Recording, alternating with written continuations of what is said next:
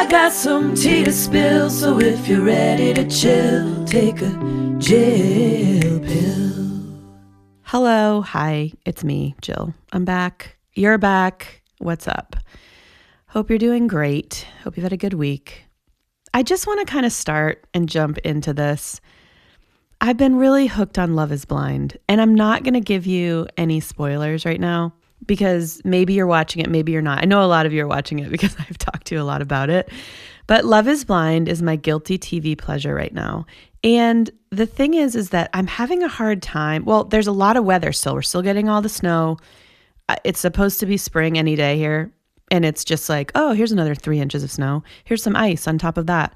And I'm so over it. And I'm not complaining because I chose to live here, but we're all over it. And so at some time, we just keep getting these storms. And I find myself being like, well, I got to get into like a show or something. And I don't know why, but I can't watch anything or read anything like really serious or intense right now.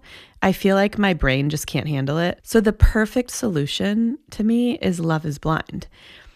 If you don't know it, it's the two people meet in these pods and they can't see each other and they get to know each other. Well, a bunch of people, but you meet all these different guys and girls and then you decide, you fall in love without ever seeing each other.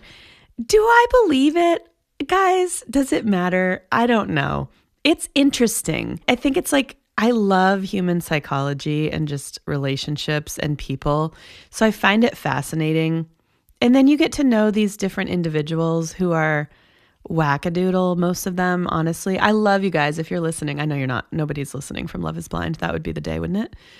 But like they're normal people and whatever. But you see you're like, this guy, are you kidding me right now? And the girls too. But I have to this season tell you that the guys are just like, not all of them. But what is wrong? What is wrong here? This is why a lot of women are single, if I'm being honest. The soccer player. That's all I'm going to say, the soccer player. Oh, and of course, I'm not going to give any spoilers, but Chris, all right? Don't get me started on Chris in general, Chris. No, I've just really enjoyed, like every week I'm waiting for the next, like the reunion show hasn't come out yet, but when I'm recording this, and I'm like so excited for it. And I don't know, it's just really bad TV, if I'm being honest. It's Nick Lachey and his wife are the hosts, and that's a little teaser for our top 5 later on today. We might get into boy bands. I'm just saying. But anyway, it's just these people and they fall in love. And are they really in love? Or is it just like they get to know each other really fast and there's some, it's Hollywood. And so I'm obsessed with it. It's my guilty pleasure. It's getting me through winter, so it is what it is. But have you heard of the spinoff, the next show that they're doing called Age of Attraction, which is going to be like Love is Blind, but it's not, I don't know if they can see each other or not, but they don't know each other's age. So you're dating like out of your age range. I'm fascinated by this one because I think age can be a little bit of a hindrance when it comes to dating. And I think sometimes you could date someone like way older or younger and it works. And so I'm kind of intrigued by this show. I'm going to be watching it. Are you going to be watching it? I mean, especially if winter continues, I need these because I have this other show. I love the show Paradise on Hulu. If you guys haven't watched that, it's pretty good. And season 2 just came out. And so I started it. It's very intense. It's very like end of the world apocalyptic type, which I usually love. But for some reason, just where I'm at right now in my day-to-day life, there's a lot of like drama and intensity in general already. So like, I just can't do dramatic TV just at this moment. Usually I like it.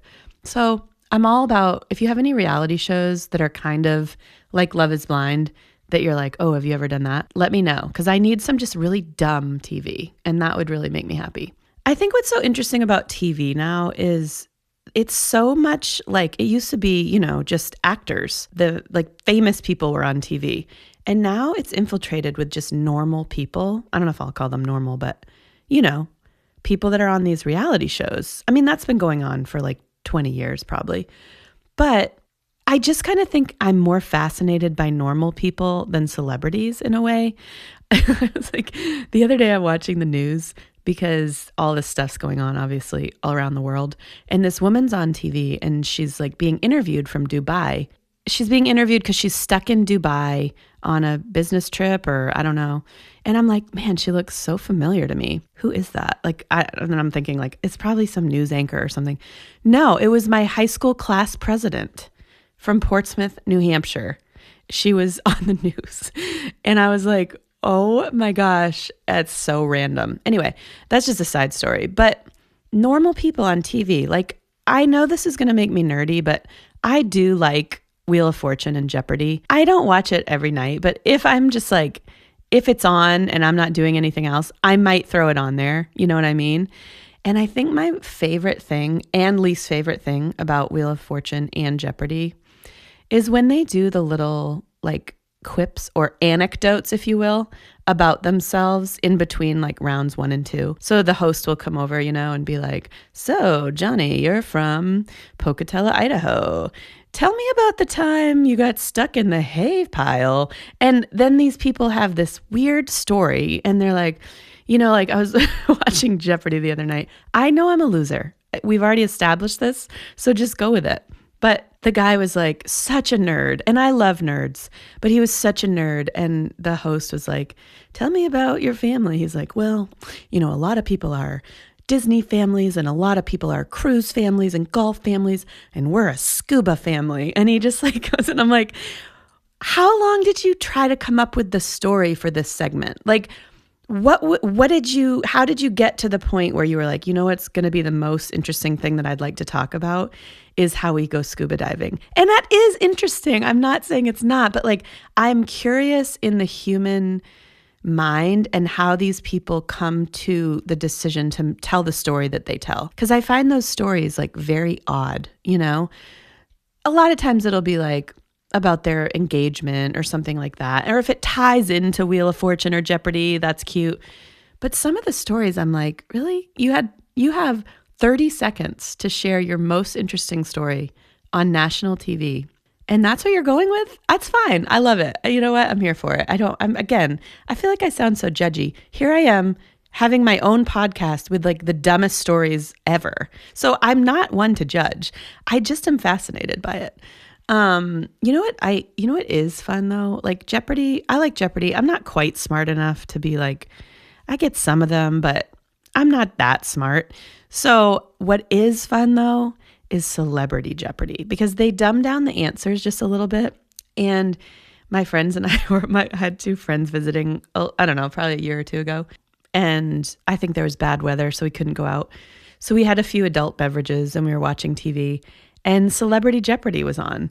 And we put it on and it was like the most fun and hilarious. Maybe it was the drinking, I don't know. But anyway, I love a little Celebrity Jeopardy because it makes you feel like a little smarter, you know, than regular Jeopardy. Sometimes with regular Jeopardy, I'm like, I don't even know what they're going for here, you know? Anyway, let me take my nerd glasses off for 1 minute and get back to something a little more relevant.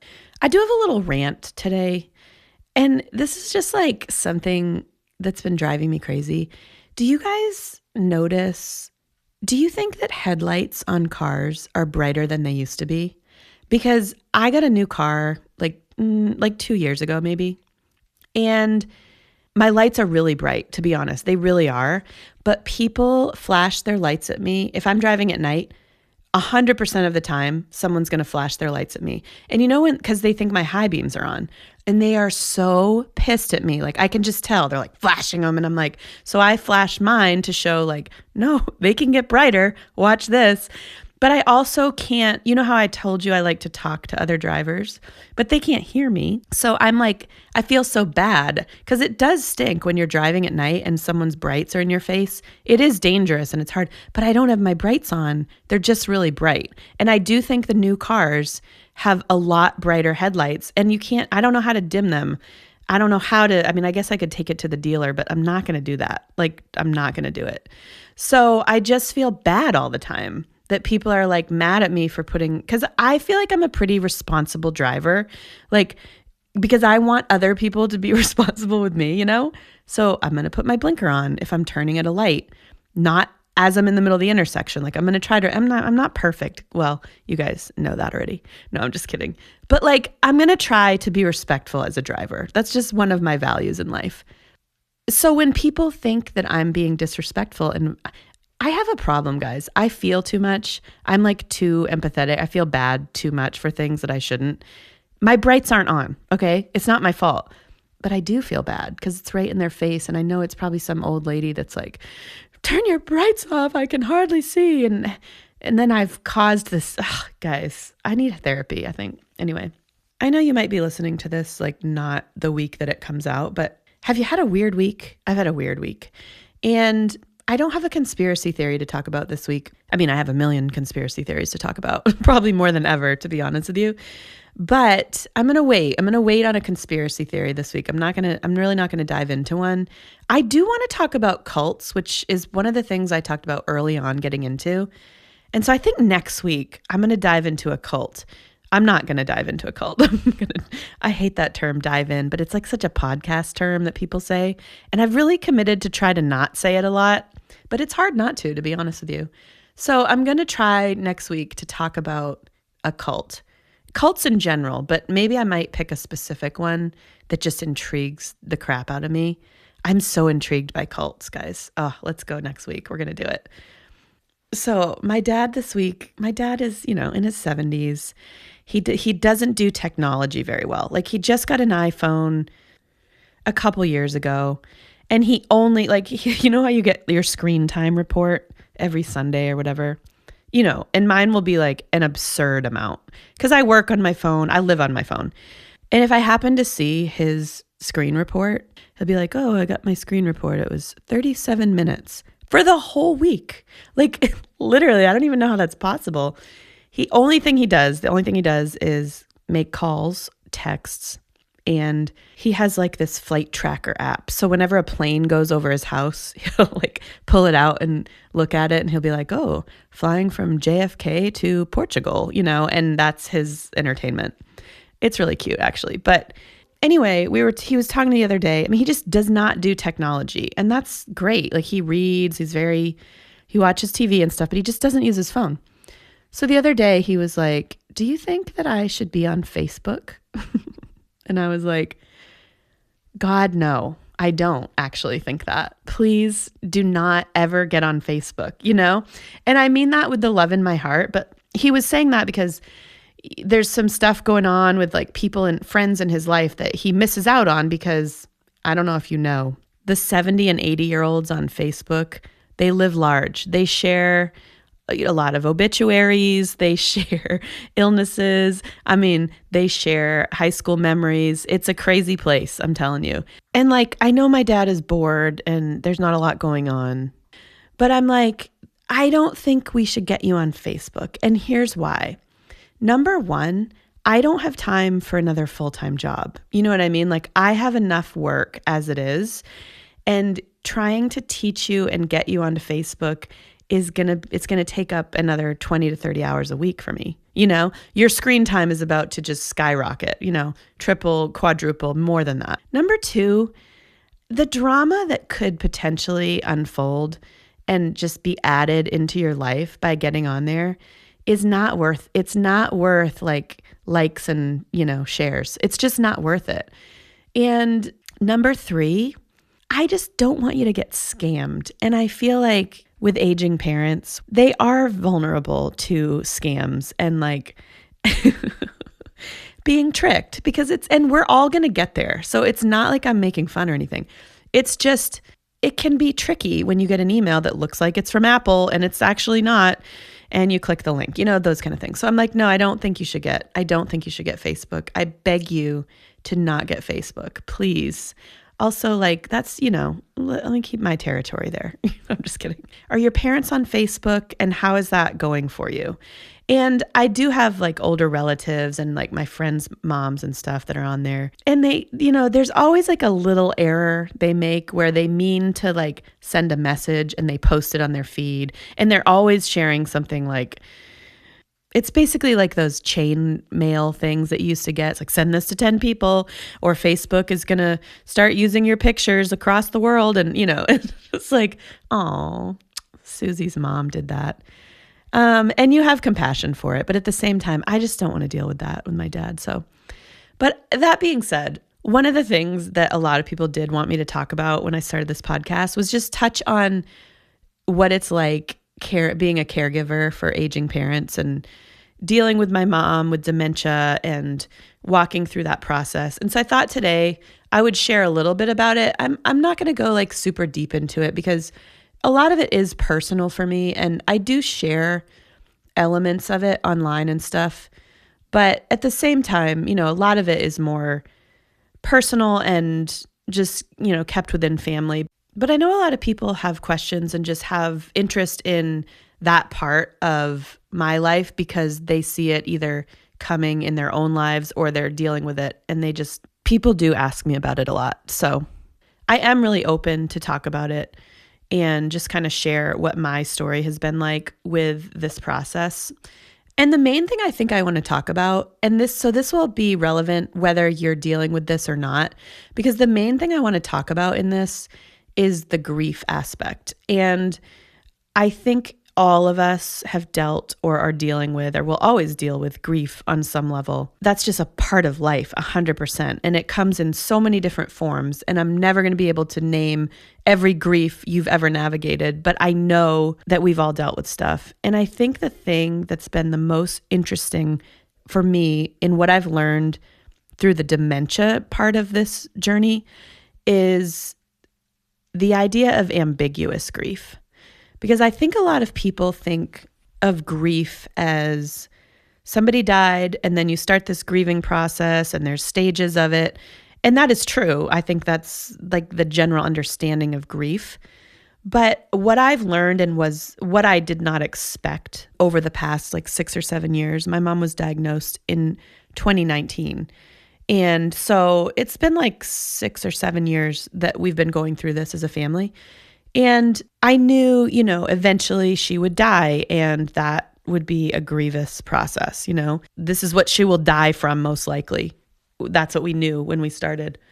Sorry, this is so depressing, but this is just reality. I'll make it light. We're going to talk about boy bands later. So just relax if you're you can skip ahead if you're like, I'm not in a place to talk about this right now. I can do grief and boy bands I can interchange really quick. I've gotten really good at going from jokes to real dark. I'm pretty good at that now. So just hang with me. If you're not into that, just skip ahead and I'll let you know what boy bands I like, or not what I like, but the top 5 in my opinion. Okay, back to grief. So grief is so much more than death. And I guess I knew that, but until you're really in it, you're like, oh, this is not cut and dry. It's not cut and dry with death either, but I think when someone dies, there is a finality to the process, a certain part of the process, right? So when my mom started getting really bad symptoms and wouldn't know who we were or wouldn't know where she was or what was happening, or personality changes or wandering off and we couldn't find her, all of those type of things that happen with dementia, I would go through these really huge waves of what was grief, but I didn't know. So all the anger and the rage and the denial, bargaining and all the stages that exist. But I just thought I was going crazy. I just thought I was out of my mind and just unhinged, which I am already, but I really didn't understand that it was grief. And I think we can have grief in so many different ways. You can have grief over the loss of a friendship, even just the change in a friendship or a relationship, a divorce, your kids growing up and being at a different age where they don't need you as much in theory, or whatever it might be, the loss of a job. There's literally so many ways we experience grief. And I don't know if we always call it that. And this might sound yeah, duh, Jill, we know that. But I think for me, it was a huge aha moment, honestly, when I realized that this is grief, but it's ambiguous grief. It's complex, and it's uncertain. I'm not sure what I'm grieving. For instance, this doesn't happen to me too much anymore, but the other morning I was just sitting on my couch reading something, and all of a sudden, out of nowhere, I picked up my phone and I was like, oh, I got to call my mom about that.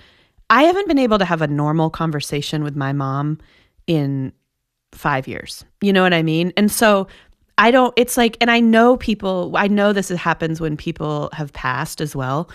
Like, especially a parent. I've talked to people, a lot of you guys who are like, my dad died and something like a sports team will win. And I'm like, I got to call him, and those type of things. You know what I mean? And this happens. And why I feel like it's ambiguous for me is like, I could go talk to my mom. Like and I feel bad. I have this guilt because I have a lot of people who their parents have died. They would do anything to be able to talk to their mom or hold her hand or whatever it could be. And I can do that. You know what I mean? And so I have this guilt of like, she is here, but she's vacant. Like, she doesn't have a phone now. I mean, I have her phone, it doesn't work anymore, but I kept it. I keep it just because I don't know. I don't know what to do with it, but I just keep it. But I could go to her nursing home and be like, hey, Mom, and tell her something. She's not going to understand it or know. And I remember this one time, I'm getting a little personal here, but what the heck? I was going through a really, really hard time in the midst of this. And it was about something totally different. And my mom I was taking care of her at home. She was still pretty highly functional as far as physically, and she could speak, but she didn't make a lot of sense. And she would get confused as to who we were and her family and stuff. And so I was just crying. I was upset about this situation I was dealing with, and I was bawling, and I was like, I don't know what I'm going to do. I was talking to my dad. Yes, I'm a grown woman, but hey, you always need your parents. I don't care how old you are. And I was just like so upset. And my mom was so upset emotionally that I was upset. But she just comes over to me and she's like, what about call your mom? I bet you could call your mom, and you know what, she could maybe help you. And I will never, ever, ever forget that feeling. It was like one of the biggest heartbreaks I've been through of like, oh, like, yeah, I do need to call my mom. You are my mom, by the way. Like, all I need right now is my mom. And she's standing in front of me, you know what I mean? And she wants emotionally to help me, but she's like not actually even aware that she's my mom. And that just kind of F's with you, and with dementia and Alzheimer's specifically, from my experience and from people who I know who've also walked through it, it's just like loss after loss, moment after moment, that's just like repetitive loss. And you feel like you're in this cycle. You can't get out of it because they don't remember. And then you do it again and you do it again every single day. And you're just losing this person all the time in every moment. I think the grief in that moment of like, I have this huge loss, but like, I can't really, it's not fully gone. It's right here and it's just messing with my head. And so I get angry, like, you are my mom, like, and she doesn't understand. And then I feel bad. And it's just this cycle. And it's like, I don't want anyone to feel bad for you. For me, I'm not telling this story for any reason other than to say like, life is really hard, and you are going to go through things that don't make sense. And you're going to be like overwhelmed by some situations that are not right. And you should never have to go through. And whether that's death or whether it's sickness or addiction, I don't know. There's just so many things that you will walk through in your life with other people that you love that are going to really hurt. And you're going to have a lot of grief, and it's going to be like, but they're not dead. They're right here, and I should be happy, and I should move on, and I should be grateful. That's how I feel. I feel like I should be really grateful that my mom is still on earth, and that I have her physically. And yet, like, it's really hard that she's not, like, actually here. Woo! And I think the thing about grief that's been really hard to figure out for me is when to know when to like put it aside and move on with your life. Like put it in a compartment that you're not going to deal with that right now. And when to be like, no, I need to sit in this. I need to cry. I need to rage. I need to talk to someone. I don't always know what to do. I actually had this thought the other day. Okay, I was in Hobby Lobby. I needed one thing. I don't go to Hobby Lobby a lot because it's just too chaotic for me. There's too much going on, but I needed something. So I ran in. I didn't get a cart. But as I started looking around, there was a bunch of stuff on sale and there were things I was like, oh, that would be cool. I need that. I want to get that as a gift. So I started filling up my hands with the stuff I was going to buy. And all of a sudden, my hands were full. I had my purse and I wanted to look more around the store, but like I couldn't really look at anything and pick it up or anything because my hands were full. I was carrying too much because I didn't get a cart. And I feel like, go with me here, but having grief in your life is like walking around this life where you see everything and you're in it, especially when you're having to function normally. And you're like, I can see people and life and it's going on, but I have too much that I'm carrying that I can't really enjoy it. I can't really browse, I can't look at other stuff. I can't fully participate because my hands are full. And that's what I feel like grief is like. And then there's some days where like you do have a cart. You grab one and that might be people supporting you or you're just in a better place. The grief doesn't hurt as much that day. And you can put everything in the cart and like go shopping, That's how I feel carrying grief around with me. It's like sometimes my hands are just too full to look at anything else. That's all I can really focus on. And I think I'm learning. I'm learning because there's certain things I know. Like I have a lot of friends who have their moms and at our age, that's never guaranteed. At any age, it's not guaranteed. But I see my friends with their moms and they're, doing normal things or taking trips or cooking together, do whatever you do, watching their kids. And those women, like a lot of my friends' moms are so kind to me and try to like nurture me and like be a motherly figure to me. And honestly, I don't like it. I don't want it. And it's not their fault. Like they're doing great. Sorry if any of you are listening to this. It's too hard for me, so I have to remove myself from situations like that at this point in my life because it's too close. It's too tender for me right now. And those are the things you learn when you're walking through grief is like, okay, I need to really name what I'm feeling and then know what I need to either do or not do about it. And I think that you can do that if you're walking through grief. And you might just be listening to this and realizing like, oh, I thought I was just kind of like depressed or whatever. And you're actually grieving, And if you are, like, you have to learn how to basically nurture yourself and take care of yourself and be like, here's what I am feeling. Here's what it is. Name it. And here's what I need to do. I need to like get away from people or I need to be around people. Sometimes it's that for me. Sometimes it's like, I need to call my mom's sister. I have her and like, I need to talk to her about this because that's the only person that I can really do that with. And you have to find those things that you can do. And so all that being said, there's no right way to deal with it. There's like, and even this dementia thing, I know a lot of people, I see my mom almost every day and that's been a choice of mine. I moved back home to be around her, to support my dad, to just like be in the midst of this process. And sometimes I'm like, why did I do that? Like I had a really functioning life. Like things were going well, and I could have just been like, oh, I'll pop back every holiday and do that and live my life. And there's nothing wrong with that decision either. I sometimes I could have made that decision. I don't know. This was the decision I made for me and for my family. But I totally understand people who lose their parents in this way, slowly and a long process, or their spouse or whatever it might be, and they have to like detach from it. And I understand that. And I have no judgment for that because it's not pleasant. And you ultimately in life, like you do have to look out for yourself and your health and your well-being because no one else is doing that for you. So all this stuff that I'm going through, I've chosen. I mean, I haven't chosen her disease, but I've chosen to be in the midst of it and to be part of it and to be very engaged in her care process.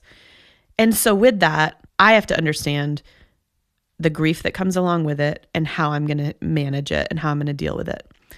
I say all this, part of the reason I'm talking about this week is because I've had a freaking hell week with it. You know what I mean? Like it's on my mind and I'm not doing great with it. And I'm just being honest about that because I'm sitting here and I act like nobody's listening to me. So I'll be vulnerable once people hear it and then I'm like, oh crap, I can't believe I said that. But right now it's like, it's really hard. It's just really hard. And I have days I can't function normally. Then I have days where I really can. And I can talk about conspiracies and I can go to Trader Joe's and like do all the normal things. But if you are navigating, especially caretaking, even just general caretaking, if you're a mom, a dad, if you are a nanny, like anything like that, if you're in a relationship where the other person is struggling and they're needy right now, or they're going through grief, I more just want to say there's no perfect way to navigate it. You just have to try your best to be honest and to be kind to yourself and to figure out your needs, because no one else is thinking about your needs as much as you need to. It's a big struggle for me, to be honest. But yeah, you got to take care of yourself. Okay. How are we doing? Are we good? I didn't cry. I almost did, but I didn't. And just one more thing. I'm not sitting here saying I'm doing everything right. I know I'm not, actually. I know I'm doing a lot wrong, actually, every day. And so that's just part of it too, is I'm not sitting here saying, here's how you should do it if you're facing this or whatever. You have to find people who understand, who get it. And a lot of people won't, whatever you're navigating, because I'm talking about dementia. In one case, my mom had a great life. My mom was life of the party. She's so fun. She still is fun, even in this disease at moments, like her personality comes through. And it's a blessing that I've had a great mom. This is not like the worst scenario that anyone could ever go through. I'm just sharing my story. So I hope you hear that too. But there's no right or wrong way to deal with all this stuff we're facing. You just got to try to do the best you can. And with that, what sometimes helps with that is just listening to some great music. So let's shift. I'm going to shift right over here, guys, into our top 5, because I think we've had enough grief talk. This is Take a Jill Pill. That was a little dose of just reality and kind of, seriousness. And now I want to talk about my top 5 boy bands. I don't think that was a good segue, but I'm doing the best that I can.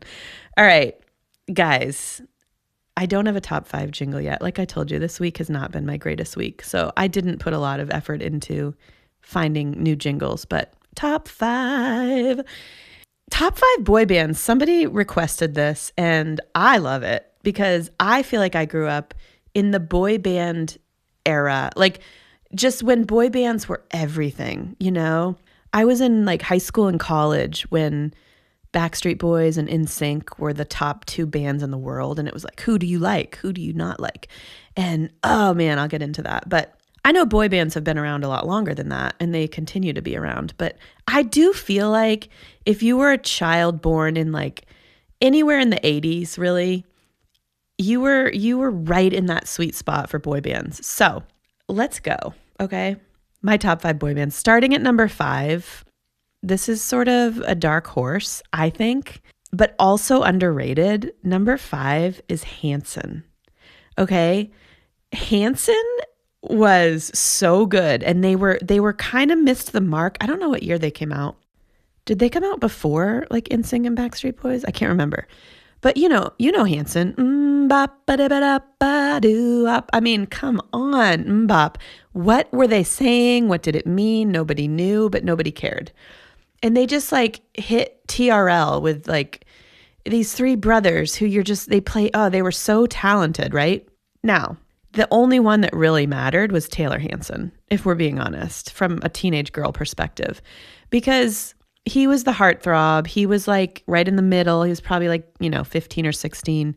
And then the younger brother was like a child, the drummer. He was very talented. Was it Zach? I think it's Zach. But when he came out, like when they first came out, he was like 8, not really, but I think he was like probably 11 or 12. And that was just kind of like, I don't know. Then the older brother felt like a grown man. Isaac, he was like a pastor or something, and you were just kind of like, no, Taylor. Yes, Taylor Hanson. I loved that. They had a song called Save Me. Man, I loved their guitar hooks, everything about it. So number 5 is Hanson. Number 4 is One Direction. And they came along a lot later in the mix, so you might be surprised to hear me say that. I was a huge One Direction fan, and I was too old to be honest. But they had some great songs, really great songs. And I don't know if this makes a great boy band, but when a boy band can split and like every single person can have a solo career, I feel like that's pretty rare. And One Direction did that. All the other bands, I feel like there were like 2 of the guys that could do that. But I feel like in One Direction, everyone was just awesome, you know? All right, coming in at hot at number 3. Obviously, NSYNC and Backstreet Boys are going to be in the top 3 here for me. And I was a bigger NSYNC fan than I was Backstreet. But I have picked NSYNC to be number 3, and I'll tell you why. Well, I'll tell you why when I get to Backstreet Boys, okay? NSYNC, Bye Bye Bye, their videos were like revolutionary. The Bye Bye Bye video, revolutionary. Justin Timberlake, before he was Justin Timberlake, the hair, the frosted curly hair, how could you not be drawn to that as a teenage girl, you know? I mean, honestly, I was a JC girl myself. I liked him better than Justin Timberlake. I liked his voice better. I thought he was cuter. But I wore their albums out. I also went to their concert I think it was like in Foxborough maybe? I don't know. But I went to the NSYNC show and it was epic. I went with this guy I was dating at the time and his sisters. I don't know. So I can't even remember. It was a group of us. And we had this big conversion van and we had like NSYNC or bust written all over the sides of it. It was pretty intense, you know? But yeah, NSYNC coming in hot at number 3, and they kind of dissolved. And then at number 2, I mean, they still, I guess, they've come back a little recently, but it just became the Justin Timberlake show with NSYNC, you know? And I like Justin Timberlake, but I feel like he really just went off and did his thing. Whereas Backstreet Boys at number 2, that might surprise you, but it's true. At number 2, Backstreet Boys has longevity. Like, they are still going strong. My friend Ashley, shout out, she is still a hardcore Backstreet fan. She went and saw them in Vegas recently. Like, a lot of people are doing that, you know, my age, are going to Vegas to the Sphere to see Backstreet. Still killing the game like 25 years later. I don't know. I just feel like you have to put the respect on their name, you know? Brian Luttrell I think he's probably the cutest, and also, I mean, cutest back then.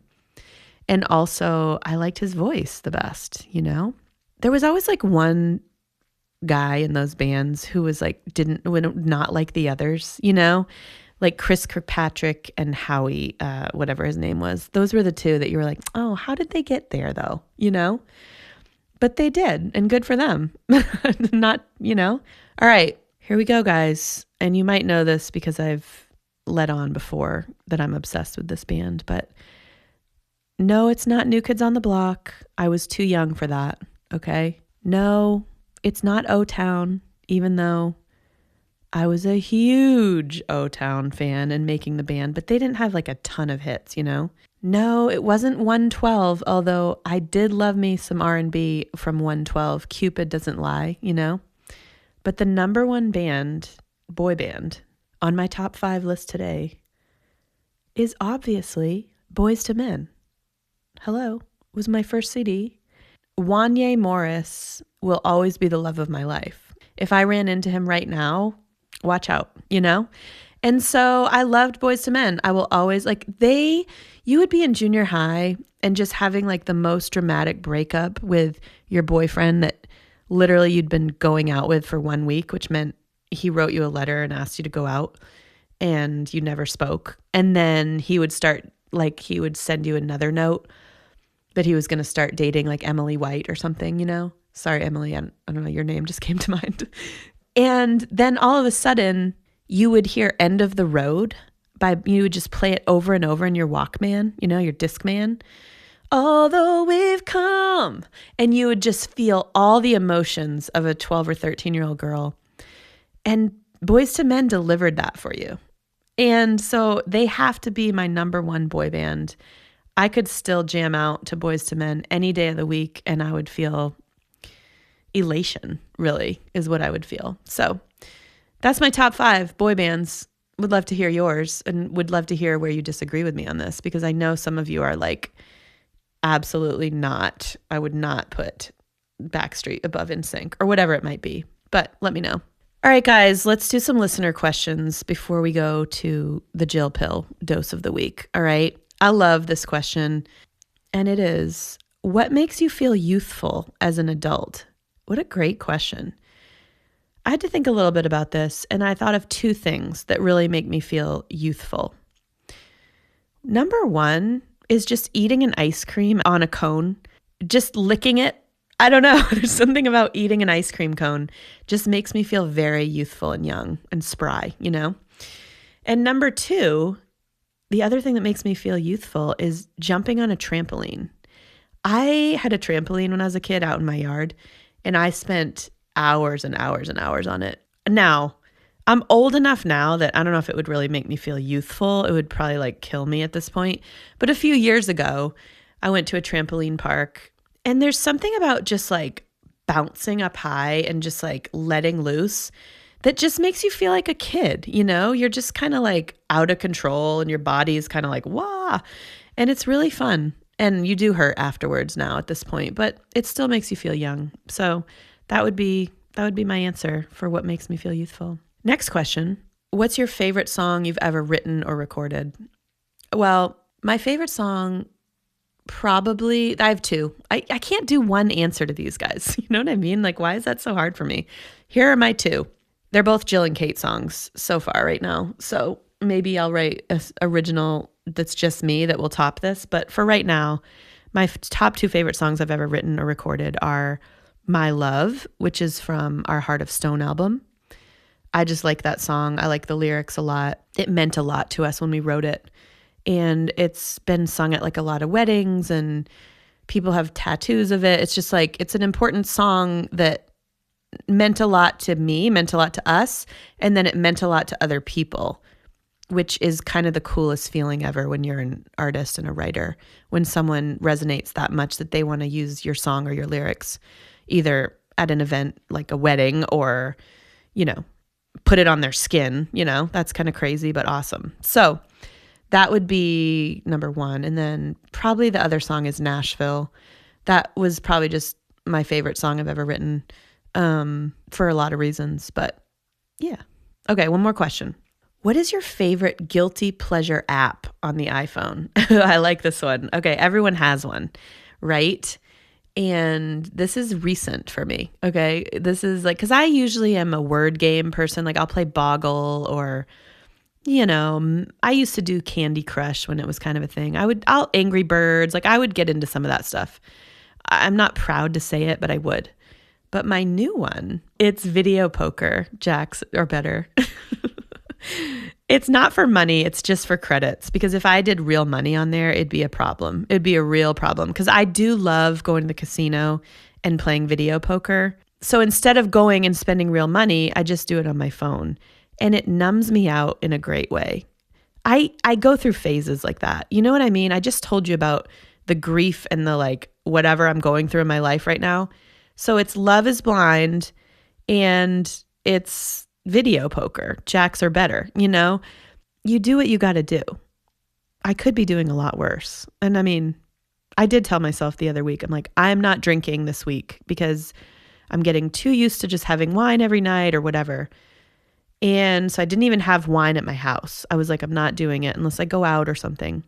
And then I had opened the weather app and it was like 6 more inches of snow tonight. And I went right to the store and bought a bottle of wine. Don't judge me, guys. We all are doing the best that we can. Okay. All right. Okay. It's that time for your Jill Pill of the week. I'm going to keep it brief today. Is that something I do well? Not usually, but let's try. Okay. For your dose this week. Okay. I'm just going to tell you something I did that I think you could try. And you might already do this, but it really works. This is not revolutionary in any way. But journaling, when you are in a situation that you're having a hard time processing or you're feeling a lot of stress about, anger about, sadness about, a lot of emotions, right? You can talk about it all the live long day. You can think about it. You can distract and numb from it. But underrated is journaling. And I've always been a journaler, but I kind of go through phases, you know? I let loose this week in my journal about something, like just let loose. And afterwards, I was like, man, I literally feel better. I don't feel like that's always true, but if you really feel like you're struggling and you need to process, sometimes that's the best way to do it, because you can also just throw it out afterwards if you're afraid someone's going to see it or whatever, or if you just need, but it's like just write it down and process it, get it out, because it actually works. I don't know. Like I said, it's not revolutionary, but I just wanted to tell you that's your Jill pill of the week. Try it. Just write it. Just write it down. Write every freaking thing you're thinking. And then, see how you feel. Okay? Okay. Thanks for hearing me out and just listening to me process my stuff. I've done a lot of it.